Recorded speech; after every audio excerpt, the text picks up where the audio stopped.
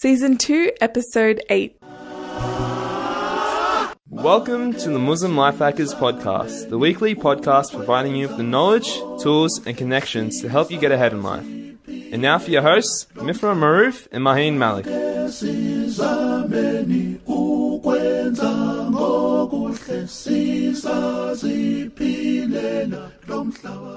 Assalamu alaikum Muslim life hackers, and thanks for joining me for another episode of the show. This is your host here, Malik, bringing you another awesome interview with people doing remarkable things. In today's interview, I have a conversation with the super chill, super cool Khalil Ismail. You may know Khalil from his nasheeds and music, and known from collaborations with other artists like Zayn Bika, Brother Ali, Native Dean, plus many, many more. Khalil has toured all over the world, performing in places like Germany, France, Holland, South Africa, Australia, I feel like I need to say that in a patriotic voice, and the UK. Khalil has also done extensive work in the field of social justice and is currently in active service in projects involving the homeless and victims of domestic violence. As usual, you can find more information on this episode, all the deets plus more on our site. Just go to muslimlifehackers.com. It's all there for you guys. So in this episode, I touched base with Khalil on his work with victims of domestic violence and homelessness. Plus, we really get into his creative process, how it is that he manages his time while doing so much, mashallah, and his thoughts on the skills that you need to have to be doing the work that he is doing. This interview was actually super fun to record, a must listen if you want to hear about what goes on behind the scenes. Plus, Khalil also talks about different personal skills and personalities and how to recognize what work would be best suited for you. And as a little added bonus, if you stay tuned till the end, we actually have a small snippet of a behind-the-scenes conversation with Khalil. Usually, when we get guests on the show, another really super fun, awesome part for Mifrah and I, my co-host, is when we get to have a really great conversation / brain-picking learning session with our guests after we finish recording. Just really getting to chat with them about what are burning questions for us. Just, like for our own personal selfish wants, fine, I'll put it out there. Alhamdulillah. But Mifrah and I decided to share part of the off-air conversation with you, just because we found what Khalil had to say quite profound and inspiring. And with that being said, let's get into the conversation. Assalamu alaikum Muslim life hackers, and welcome back to another episode of the show.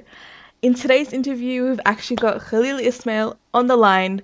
Khalil, thanks for joining us and welcome to the show. Thank you. Wa alaikum salam. So, Khalil, for our listeners who don't know much about you, could you please tell us a bit about yourself and what is it that you do? All right. So, my name is Khalil Ismail, as you just said. I do so much that it's hard to always remember all of it. But mainly... I wish I could say the same. Yeah, mashallah, but I do music and nasheed as well, and then I run operations for a Muslim women's shelter, and then I do marketing and consulting for I do background marketing consulting for certain figures in terms of just strategizing on how to help people increase their online presence and their web presence and things like that. So I do some behind the scenes work with people, and I produce music and things like that for people. So I do some behind the scenes work as well. Oh, awesome. So you said that you ran a women's shelter. Where is that? It's in It's in my hometown, Baltimore, Maryland. And it's been going, open now for about six years. Oh, fantastic. And the executive director, her name is Asma Hanif. She's the one who founded it. And then, I heard about it and I started volunteering, and then from there I started working directly with them. Fantastic. No, it's really cool. You're hearing more about these projects that are coming up, and then it's just amazing how the community binds together, especially with women's shelters and things like that. It's such a needed component for the community. Yes. Definitely. Yes. So, Khalil, could you tell us, you're doing just so much, you just mentioned marketing, consulting, plus volunteering at a women's shelter, plus music on the side. Could you tell us about one thing that's inspired you to do most of what you do?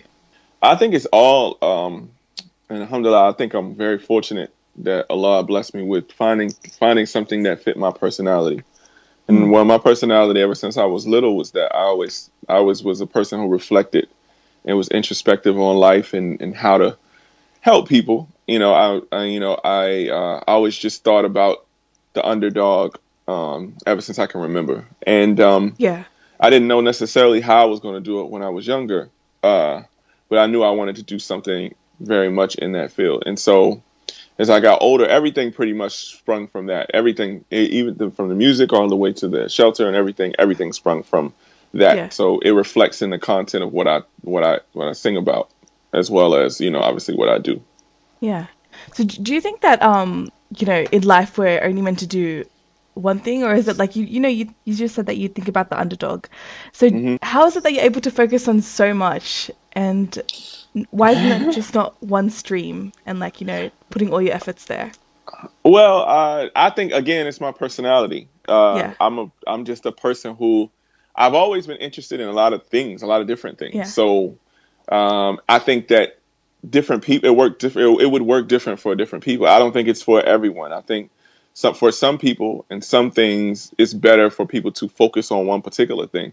And even for myself, there are things that what I would say are primary, and then things that are secondary. And I think we always have to prioritize any given time in our lives, on what's, I literally go from week to week prioritizing on what will be my primary focus and then what will be my secondary focus. So even for me, at any given time, I have to organize myself that way. But I think, again, it's just really personality. Some people really, there's only one thing they ever wanted to do. Yeah. And that's what they end up focusing on. And I think that's great. That's just not necessarily me. Yeah. Definitely, there's a lot about personality there, and what kind of works for you. Like morning person, night person. I always have this argument with people, but I have to probe a bit more on your primary/secondary focus. How do you know what to prioritize in that week? Is that reflective upon what you do previously? How does it work? Well, I mean, it's a little bit of planning and organizing that I do in my mind first, and then some things that I write out. There's always goals that I'm trying to achieve, and I always work where I have, all right, this goal and I have that goal, and I think about what's important.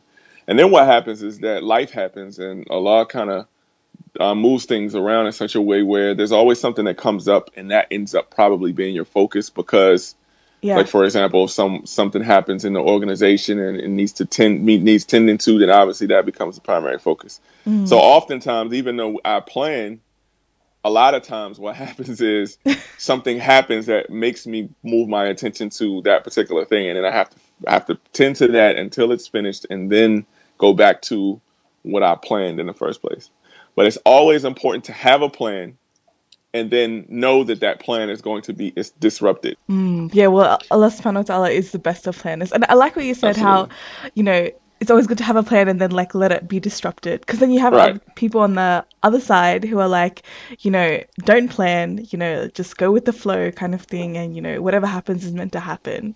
But I think we do need some focus in life. So we actually know that when something isn't going as it's meant to be going, and then kind of refocus. What do you think about that? Absolutely. It's all about balance. Life is all about balance. And it's absolutely important. I mean, if you don't, the problem with doing the thing where you don't have a plan and you just go float in life is that when life disrupts, wherever you're floating to, you forget where you started. You don't know where you started and where you're going. And it's important to, organizations and things that often grow. And the reason why they're able to grow is because you're able to measure your progress. And you can't measure your progress if you don't have a plan, if you don't write it out, if you don't realize what you're doing. You can only say, okay, I did this, but I'm not quite sure why or, how this worked. It just worked. And you can do things that way. It's just that, it's very hard to focus when you do things that way, I have found. So. Absolutely. Well, I find that really interesting. And just to kind of talk, I want to talk a bit more about your creative process and the work that you do with. Could you tell us about what goes into the process when you produce your work? What's the creative process there? Well, I mean, I think I'm a writer, and, so what happens is that things come into my mind, inspirations come into my mind based on what's happened either in my life or how I've been inspired or basically inspired by other things that happen in other people's lives. And I'm a Yeah. person who I'm also an observer of people and Yeah. of things. And so I observe little things, and and just what happens is it comes to my head, and I'm just like, okay, I need to write this out. And so it just happens that music is the thing that I happen to be talented in. So that's how it comes out. But it's, basically it's the form of writing, Okay, and well, expressing. I have to ask, do you write in a journal, or how do you record your thoughts? Well, I used to write in more of a journal. Now I just type it out. I mean, Yeah. and I'm a tech person. So what happens is I as soon as the phones came out, it was the greatest thing because I can just notepad It's like, everything. alhamdulillah, Right, finally. right, exactly. So before that, I would, sometimes I would just type it, or I would jot it down on some pad, and then when I get to a place where I could type it out, I type it out, or I write it on a notepad or something. So any medium, I don't have a particular process when it comes to that. Yeah. As a matter of fact, sometimes I need to figure out what I'm going to do because I have things all over the place that I've just written out, and I have to consolidate it. Okay, I'm gonna let my tech side come through, but do you use a particular app or anything like that to note down your thoughts? Well, actually, all I use is Notepad right now. I mean, Okay. I just use the Notepad on my iPhone, really, and I do that. But now that you speak of it, I probably should just actually get an app that actually organizes it better. But lately, what I'll do is I'll title it on a Notepad and then make the Notepad write it out, and then so I can search for it later. So that's what I've been doing lately. Absolutely. Well, I have to suggest you should get Evernote. It is the best organizing system out there ever. I Okay. promote it to everyone, and you can tag it and organize it and put it in notebooks, and it's just amazing. Right. Okay. All right. No, Evernote. Okay. I'm gonna note that. Absolutely. Little Thank you. plug for our listeners there. All right, so Khalil, recently I was just scrolling down your Facebook feed, and alhamdulillah, you've got Yeah. some amazing, mashallah, you've got amazing stuff on there, and really promoting different causes and bringing awareness to different subjects. And I saw a lot about brainwashing the media and replacing it with good. Could you tell us what does this look like? Just take us a bit further into what this is all about. Well, I mean, I've always been of the opinion that you have to deal with the culture that you're dealing with. I mean, that you have to look at the reality of the culture that you're in and provide solutions for it. And in every way, not just, music or art, but in every way. But, I happen to be in music and art. And I think that right now, the most powerful thing that the Western media particularly has is its music, its movies, its media. And I think that a lot of people go about it the way of just saying, okay, well, you know what, the way you do this is just, shun it all, put it all away and don't listen to it, don't look at it and everything. But that's just not reality. Yeah. It's not realistic to do. Yeah, it's not realistic to do. And if you did, you'd have to live in a cave somewhere in order to really actually be able to do it. So and how are you going to take notes in your cave? It's just not going to work.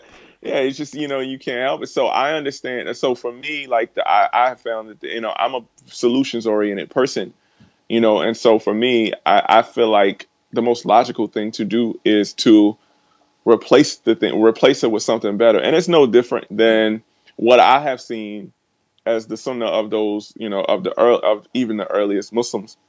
Yeah, obviously their form was poetry. And, we all know that the Prophet ﷺ commissioned believing poets, to actually go against the poets who were speaking bad about him. And the truth is, he didn't have to. The Prophet ﷺ had the Quran. He was a walking Quran. He had revelation, and still he understood the need to speak to the culture of that time. Yeah, use what they are using. Right. And I think that that's the best way. And I think that the way that doesn't work is when you act kind of like a parent who just says no. Yeah. All the kid is gonna do is just gonna go behind your back, and I don't think that's good. So. Yeah, definitely, and it's not the right way to communicate about our habits as well. Even when we're talking about psychology, they say the best way to change something, a behavior, is to replace it with something else, not try Absolutely. and cut it out Yes. completely. And Yes. I really like how you mentioned the poetry as well. I think it just puts everything in a different perspective. Yeah. And it's so true. We need to look at the reality of our situation instead of it's different to what it is. Right. the weapon, Right. the kind of influence of today is the media, like our music, our videos, our speech, and everything like that. We need to be able to utilize it effectively. Right. Right. Absolutely. Right. Earlier on, you mentioned a bit more about the women's shelter that you're volunteering with, and you've been doing a lot of work with like homeless support and those who are abused in the community. Could you tell us a bit more about this? And how did you get into this area of work? Did you just hear about it and then start volunteering? Like, how did it all start? Yeah, I heard about it. When I first heard about it, I didn't even know that the problem existed. And it was probably Why do you think that is? that I didn't know the problem Yeah. existed? Because it was swept under the rug. Once I learned that it existed, I learned why I didn't know about it, and I realized that it was swept. A lot of it was swept under the rug, almost purposely. Like there actually have been many movements before. Like basically, I got into this work about 7 years ago, and there were movements before that to try to bring these things to light. And what happened was a lot of people didn't get funding. People said it would never work. People said that the need wasn't that big, and the real issue was that there are a lot of people who were trying to cover up, their own, dirty laundry, so to speak.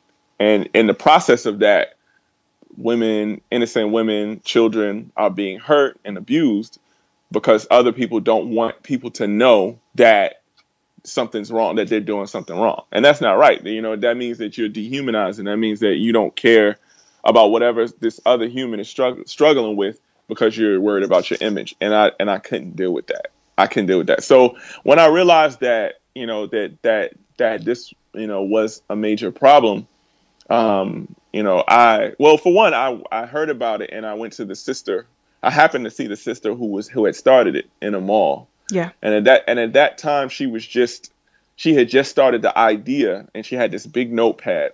I'll never forget it. She had this big binder, all these papers in it. She got the signatures and everything like that. And at the time, I had already been a nonprofit professional. I had worked at a place called the Maryland Food Bank, helping feed the homeless. So I understood how nonprofit organizations work. So I decided to go ahead to lend my professional experience on how to structure certain things that they maybe didn't know about, because she was all into the mission, but hadn't necessarily had experience in the nonprofit world. Were you running the Maryland Food Bank, and then you kind of helped her out? No, I was a director, but I was not I didn't run it. I directed a certain department. So you knew what was going on in the background and how it all worked. Yeah, exactly. So I lended that experience to this particular organization. And then we started, and then, in about a year, we opened up the house for the sisters, and then we never stopped. We haven't stopped. And what you mentioned about dehumanizing, it's really incredible, subhanAllah. Like, how we hear it a lot, like how we're being desensitized, first of all. Like, sometimes things that would have shocked us many, many years ago, it just doesn't anymore. And it can be used to, fuel our own ignorance. And do you find that if you don't, for example, you hear it a lot from people who work in community projects and things like that. And for example, there's a project here in Sydney where they also work with those who are homeless and the needy, and they're like, you don't know how big the problem is unless you're working in this field. And it's just incredible. Like, if you're not looking for it, you're never going to find it, because it's just so well hidden. Do you find that that's true in like most communities? Yeah, I definitely find that there are specific problems that we don't know about unless we're looking for them. And I don't think that that's necessarily the fault of anybody. I don't think regular people should walk around in their life looking for issues, looking for problems. But I do think that there are enough people who know about it, who do know about it, because either they have a friend who's actually done it, you know what I'm saying, or they know someone who's done it and they're quiet about it, because at the end of the day, they don't really care because it's not affecting their life. And that's really the problem, that I found. For example, like what can we do to kind of open ourselves up to, be more aware of these kind of things? Like, what is your advice to the average person? What should we be doing? What should we be looking out for? And what should we be aware of? Well, I mean, I think that you should just be aware in general. I mean, I'm not one of those people who think you should go and find, problems, because not everyone actually is suited for or equipped to actually help a problem, in many cases. And so I think that, I think there's a couple of things there are a couple of basic human things that happen everywhere. And one is that, there are homeless people. There are people who don't have food, or don't have enough to eat. And then there are people who, are abused. And the homeless thing is something that I think universally everyone can help with if they have something to help. You can, everywhere you go, there's a place where you can volunteer to help, or you can start a group that helps those people. I do realize that in some areas of the world, this issue is not as bad. For example, in the United States, we do have a pretty big homeless problem pretty much everywhere you go, but especially in the bigger cities, but not in other places. Like I remember visiting Germany, and they were like, well, it's pretty much no homeless people there. So it's kind of like, okay, they don't have that problem. So, but even there, I believe that's also a relative issue, because there are going to be people who have less to eat, and so I just think I think what happens really is that as you live your life, Allah puts things in front of you, and and that materializes, and okay, what I should, you have a decision to make as to whether, okay, I can help this, so maybe I should. Yeah, it's about recognizing. Yeah, it's about recognizing what's in front of you, not so much, going and seeking it out. I think in this day and age, you're gonna have enough on your plate that Allah puts on you anyway from the start, and to worry about. So don't go trying to spread yourself so thin, because I think in this day, especially in the social media age, everybody is just telling everybody what cause they should take up, and I'm not necessarily a fan of that because you get all these groups like everywhere, and you're added to all of these. You can't be a champion for everything, and I think what is really showing us is that, all we can do is do the best that we can, and that we have to make sure that we just continue to pray to Allah to help the states of people and things like that, and just do our little part when we can, when we can. And that, like, when something comes to you and you have an ability to do it and you don't. But there's a lot of things in this world where you don't even know whether you should, like, you don't even know what you can do. You don't even have the right information to tell you whether you should do anything. There's, there are cases, for example, there are many cases today where you see on social media, somebody will bring up something about what somebody did, some celebrity did or something like that, but you don't really know what really happened. You only saw a report. It's all like he says, she says. Right. And as Muslims, we don't follow conjecture. So that's what I mean when I say it's like, unless it really hits your plate in such a way where you know what's going on and you can help, it's not really your responsibility. Your responsibility really is to yourself, to make sure that you put yourself in a position to remember Allah much, and then do things that He says you should do in terms of charity work, and then everything else will fall in place. And I actually think that's what we should be. We should actually be focusing a lot more on making ourselves whole and balanced people, and because we often forget about ourselves, and then we help in the wrong way as a result. Yeah, because when you're not whole and you're not like independent with yourself, then like obviously you're gonna be lacking in other areas. And you're not able to fully help others. And I appreciate you mentioning that, definitely. Yep. Khalil, like, could you tell like us, like the average listener, what's something eye-opening that you've come across that we wouldn't have recognized had we not been in the field? Oftentimes the people who end up needing help, and come from the homeless situation, they're not actually down and out. Many of them are very intelligent. Many of them have degrees, and it's just a stage in their life. And I think what happens is when people are far away from this particular field, they think that the people who tend to get to succumb to homelessness or abuse tend to be these so-called helpless people who don't have any way of getting out and getting away. And so they're just totally dependent on this person. But in actuality, that's not the case. In many cases, these are just regular people like you and I, and they got caught in a bad situation. And psychologically, it's hard for them to get out. They don't even realize that they can get out, but they don't want to, because they're, in a way, it's kind of like in their mind, they think it's the only way to go. It's the only way. It's the only place they can be in. Place to turn. Yeah.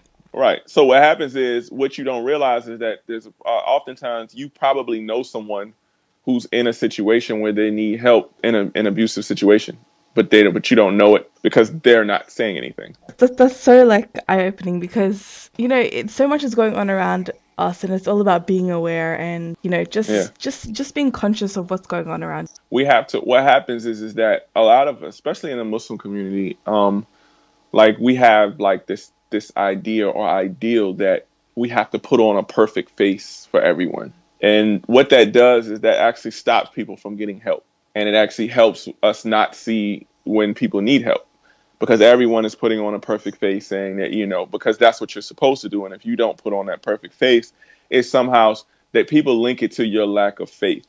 And that's a problem. Whereas Allah has said that, we were born into this world in toil and struggle. So we're actually all, if you're not in toil and struggle in some type of way, which means we all need help. Yeah. Then really, you're probably not human. You know what I'm saying? Something's going on, right? Yeah. But Muslims, what we do is that we, because we have this, we have this idea that we always must show our perfect side. There's some good in that. But what happens is a lot of people don't get the help that they need. No, absolutely. And it just reminds me of even like social media profiles. We put on such a perfect face, but like at the end of the day, we are slaves of Allah subhanahu wa ta'ala. We are always in His need. And, to deny that is kind of going against who we are in a way. Khalil, I just want to get more about talk to you about more about the support that you do and how you reach out. So earlier on, you mentioned that not all people are equipped to be working in the fields of helping others and being in the service of others. What kind of skills do you need, and what kind of skills have you recognized in yourself that have helped you in the areas that you're working in? How do you reach out? How do you get support? How do you network? Well, I'll tell you what, my theory is, I have a theory about it. I think that everyone can help in something, but you have to figure out what suits you. Meaning, for example, you asked about me, I happen to be a person who it's very, Allah always made it very easy for me to understand people. So it's not, I can look and see a situation, survey a situation, and understand, and see what's going on with that person very quickly, and then kind of empathize with that. So for me, being around people and seeing their problems or helping or talking to people about their problems has always been something that's come naturally to me. But there are some people, for example, who they don't see that. They don't there are literally people who are the opposite of that particular personality, where they are people who they don't see what's going on with other people, and they're always talking to them about how they should do this and how they should do that. And they end up having the opposite effect, because it's not their personality. May be a person where they probably shouldn't be doing that part of things. Maybe their part should be organizing or structuring something behind the scenes, but not necessarily talking to the people, because they can't relate. It's not because they're worse. It's not because they're not as good as my personality. It's just their personality is different. And I think what happens is you have a lot of mismatches where you have a person who, is, for example, you have the person who's giving advice often doesn't relate very well to the person who they're giving advice to. Yeah, and what happens is that person, so the person who's getting advice ends up coming off worse. And then the person who often has the ability to give advice better is nowhere around. They're doing something else. So what I'm saying when I'm saying that is that I do think that everyone can help, but I think you have to understand. And this is what I mean when I go back to you have to pay attention to yourself. Yeah. The first job is for you to understand who you are. When you can understand who you are and how you and what good are you doing and what good do you tend to do, then you can find out how to help best. I'm, for example, I'm not going to be the person to necessarily go around and let's say if there's a building that needs to be built, I don't have the architect mind that has the ability to it's let me pick up plan that out. You know what I'm saying? Or we need to make the building for the people who need to be housed. Now, I have no bit that's not my mind doesn't work like that. So I have no business going over there and saying, well, you know what, you need to do that just because someone assigned me maybe to be the leader. You know what I should do? I should go and say, okay, well, let me find someone who has this type of mind. And because that person can contribute that skill and do it well. My skill is not in that field. So, it doesn't make us better or worse. It just makes us different. And I think that that's what we should do. Instead of just saying, okay, you know what, we have, for example, we'll have people who come and say, you know what, I want to help. I want to help the sisters in the shelter and I want to just come talk to them. And we ask, well, why? And they say, well, I feel bad. Well, no, actually what happens is when a woman is a sister's in a shelter, she doesn't want to talk to a stranger. Mm-hmm. You know what I'm saying? Like, you're already showing that you don't understand how this works. Perceptive skills. You see what I'm saying? Like, you're going to go and make it worse. Now she's embarrassed. She didn't want you to know she was there. You see what I'm saying? So unless you have a purpose, then you have someone who says, okay, you know what? I'm going to teach Islamic studies every week and I'm going to do that as a volunteer. Then now you have something.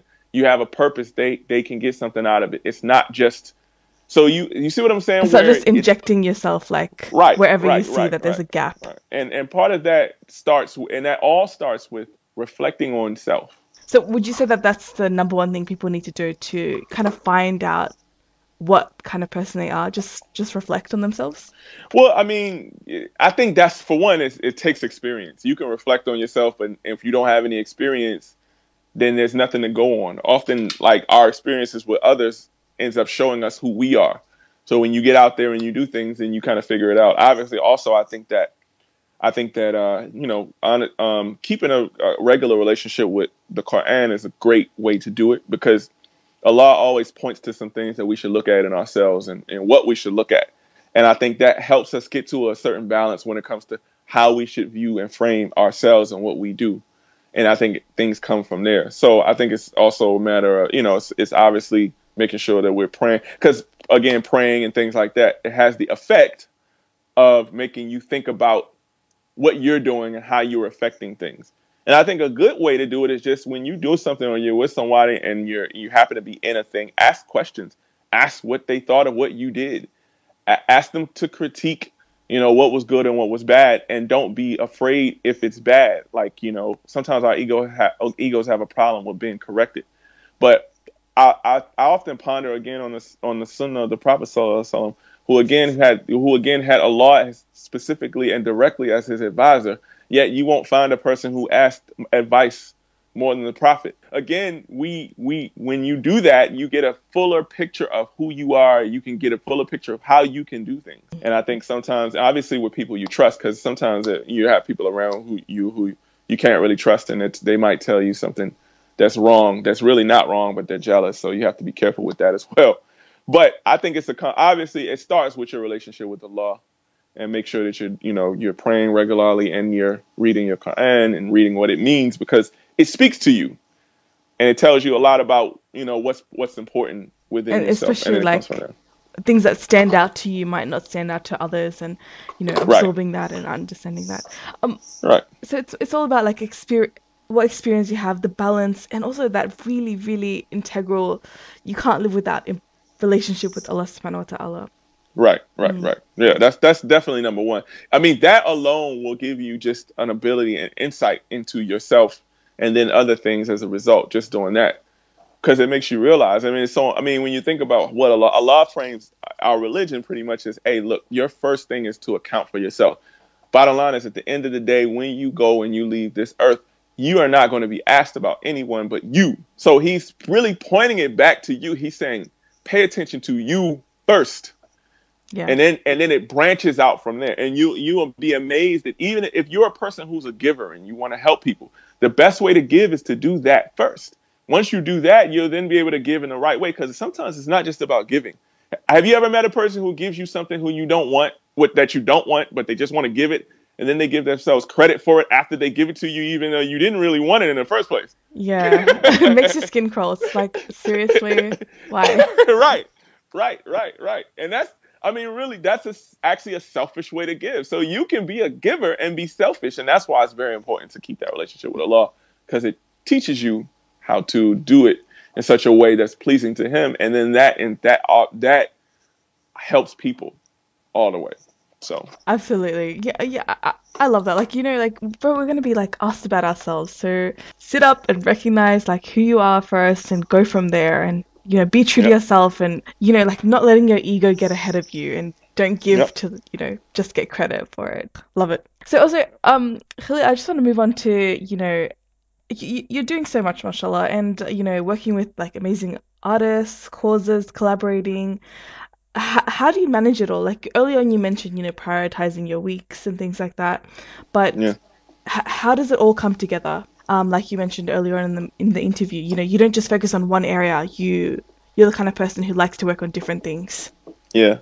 And part of that is actually just because, again, like I said, my personality, actually some of my personality is just that I need to stay active. My brain needs to be constantly stimulated. And if I do it in such a way where I don't jump from one thing to the other and then back to that thing, then I probably won't be as efficient. So, it helps me with, some people might call it ADD. I just call it, I just have an active brain. So, so part of it is actually, I like the optimism. Yeah, exactly. A lot of those labels, I think they tend to be extreme. People just always have to try to categorize something, but but I mean, again, I think for me, and I don't think that this necessarily works for everybody, but I think it's just a matter of putting down on paper. Like one of the things I like to try to do is I like to try to review what I'm going to do for the week. Pretty much every week, it does not go that way. I know, that's just how it is. Yeah, and that's just how it is. But what it does is that once I'm done, once the thing that distracts me finishes, I can go back to that review and say, okay, oh yeah, I have to finish this. So I'm a big fan of spreadsheets and things like that because I'll go look and I'll relook at my spreadsheet and it puts me back in place. It puts me back in priority. And, it's interesting because, I think about, we were talking earlier about, keeping your relationship with Allah, trying to read your Quran every day. But that's actually, in a way, that's what it does. It's like, if you have, there's things that you do that you're gonna go out in this world, you're gonna make mistakes, you're gonna do things wrong, and you're even gonna get off the path a little bit sometimes. But if you have a consistent thing that you go back and you look to, you can always go back to it, and that becomes your foundation. And you eventually, what you realize, you look up and you get everything done that way. You finish. So it's not so much a matter of, I think, any particular method. Yeah. But it is a matter of developing a foundation. I will say that is it a matter of, okay, what, these are the 4 things that I'm going to do, and these are the things I'm going to work on for the next year. So now let me write this out and then look at it, and then that will tell me when I'm falling off too much in this particular area. So let me get back to that. Let me refocus. Yeah, right. Great advice. I'm always really curious about like asking people how they organize what they do, essentially their lives. And unfortunately, that's all we've got time for. And thank you so much, Khalil, for talking to us about, spreadsheets, foundations, about yourself, and the work that you do. And it's very much needed. And I really do appreciate it. And thank you so much for coming on the show. Thank you. No problem. Assalamu alaikum. Wa alaikum salam. Okay, so that ends off the interview with Khalil Ismail. Inshallah, you'll learn something beneficial and it has touched your life in a meaningful way. I really found what Khalil had to say about self-awareness and understanding of ourselves particularly helpful, alhamdulillah. And also, don't forget to stick around till the end of the episode to listen to the extra behind-the-scenes snippet/pearl of wisdom from Khalil as well. As usual, you can find all the links, resources from the show, plus how to get in touch with Khalil and all that jazz on our site. Just go to muslimlifehackers.com.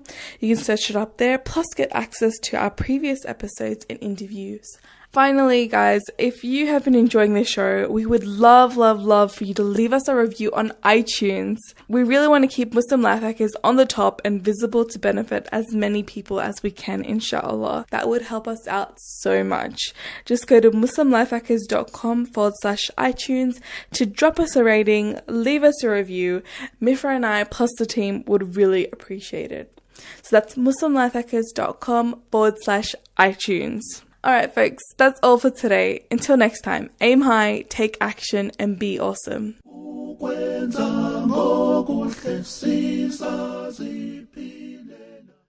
I found what you said really interesting, especially what you mentioned about the homeless. Many of them, it's just a stage in their life, and sometimes you don't even recognize it, that you already have this invisible script in your mind, and as you're walking by, that's the judgment that you already have in your mind. It's incredible. Yeah. Yep. Yeah, I remember there was this conversation with some sisters, and they were saying, oh, they're gonna become educated and get a university degree and blah, blah, blah, because if their marriage breaks down, then they have something to come with, right? They have something to go and like earn and stuff. And then you mentioned that like in the shelter, like it's not always so, like there are educated sisters that come, which I found are quite surprising.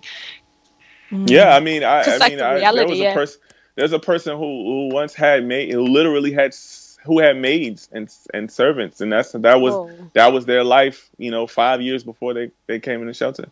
And this person wasn't even like this person wasn't even like abusing anything. It was just a situation where all of that stuff got taken away. And again, this is the way that Allah just may try someone with that. So if we don't have this resource available, then what happens?